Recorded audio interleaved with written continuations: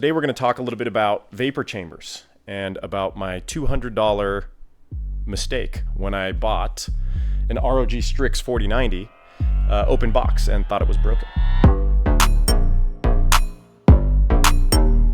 Hey guys, I'm going to tell you a little bit about a costly mistake I recently made when I purchased a ROG Strix 4090, so one of the nicest 4090s out there, open box, and I thought it was broken. Because I didn't really understand vapor chambers, and you know, we'll have some tests set up to kind of illustrate how that works. Let's get to it. So what we have over here, like I said, in this machine we have the Strix RTX 4090. That's Asus brand. I'm here on their website and I've got some of their marketing materials, right? So what they have to say about vapor chambers are that they are excellent at cooling high-powered components, like our latest ROG Strix GeForce RTX 4090 and RTX 4080 graphics cards. So we used a vapor chamber to expel heat faster with less fan. So why was this a problem for me? Well, when I bought the card, open box, saved about $200, which is significant. I had a case, the Thermaltake Tower 500 case. So it looks like a big rectangle, right? And the graphics card is actually oriented vertically. So Mike, if you could hand that graphics card as a sample. So normally, when you install a graphics card in a case, it's oriented this way. So the Tower 500 rotates the motherboard this way. So your graphics card is kind of hanging from the top of the case, like this. So I had been running a Strix 4070 Ti in that case with no issues. But when I purchased that 4090 and installed it in that case, I ran into some very interesting temperature issues, and I actually thought it was broken. So today, you know, we're going to kind of highlight how that works. So here in our case here, we have, you know, our RTX 4090 in the normal orientation. We're going to run a GPU benchmark, and then we're going to tilt the case on its side to recreate the situation where we have the vertical graphics card and kind of note what happens to the temperatures on the card. So here we go. All right, so we were originally going to use Heaven benchmark, which is a free benchmark to demonstrate this, but we weren't getting quite enough power. 330 watts out of, you know, 450. It's not that much. So what we decided to do instead is we're going to run TimeSpy Extreme, which is already running here. We're looping it. So we got 13 loops left. This is the TimeSpy Extreme benchmark, which means it renders in 4K and scales to whatever your monitor is. So we're getting much better power out of this. Hardware info is reporting spikes of up to 415 watts, which is exactly what we want. Lots of power. And now we're gonna run our test. So currently, right, it's been looping for a little while. We're sitting at 69.6 Celsius for the GPU temp. It's kind of blurry. And 77 to 81-ish for the hotspot temperature. More importantly, the GPU fans are both running at 1100 RPM. So system is relatively quiet, right? What we're gonna do is we are very carefully, do not try this at home, flipping this guy over to simulate the vertical orientation from the Tower 500, and a lot of the other Thermaltake Tower series cases have this vertical orientation.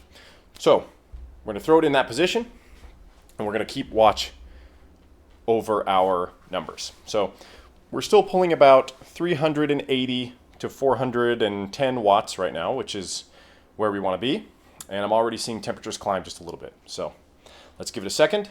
Once it sort of hits that runaway thermal situation, it goes quick. So I've noticed it takes about a minute or two to, when you tilt it up, before it starts really heating up, and also another minute or two if I put it back for it to start cooling down. So not an immediate effect, but it's easy to replicate. So taking a look here, we've got 11 more loops, so plenty of time.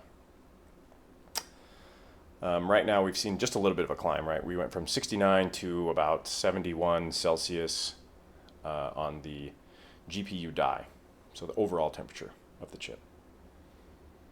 We're seeing 83 Celsius on the hotspot. Oh, there's 85, 86.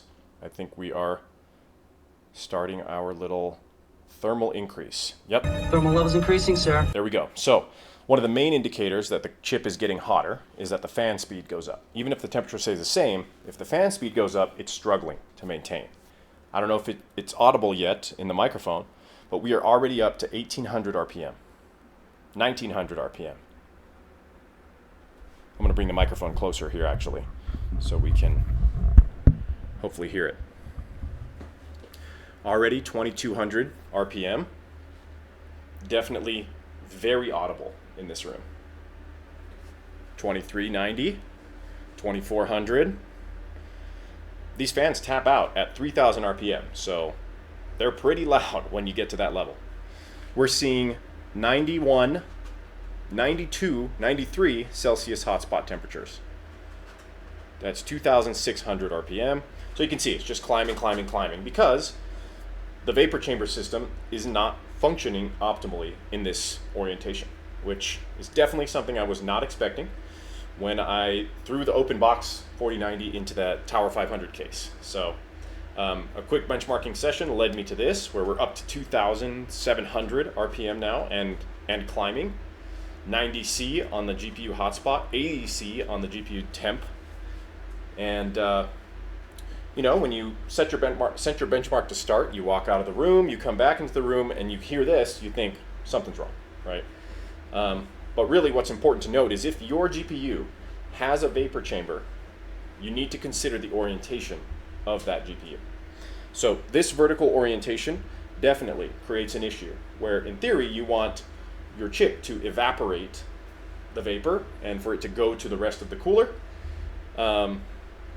One question that I have is on traditional vertical mounting. Let me grab this guy here, where we go from this is what we're testing now. The traditional vertical mounting is done this way. There's an outstanding question there for me, like how does that actually affect temperatures with a vapor chamber chip? All right, after about 5 minutes of running, we are at 2900 RPM. Let's see if we can get a little bit of audio here so you can hear what it sounds like.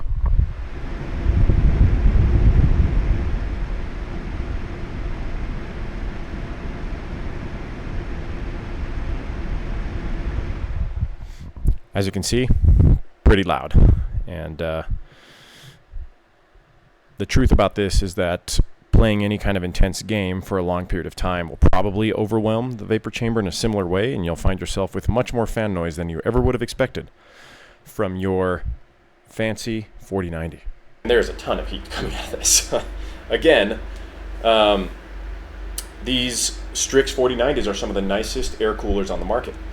So if you have a vapor chamber cooler, whether it is the Strix version or not, higher end 4090s tend to be vapor chamber coolers.